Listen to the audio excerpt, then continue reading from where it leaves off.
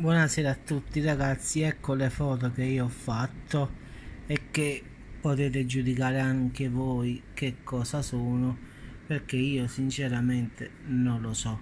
Ho fatto le foto abbastanza in ingrandimento molto buono, giudicate voi e lasciate un commento e dite che cosa possono essere.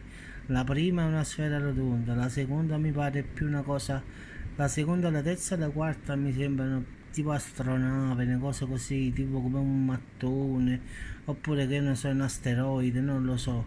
La terza è una sfera luminosa, diciamo la quarta, poi la quinta è un pallino.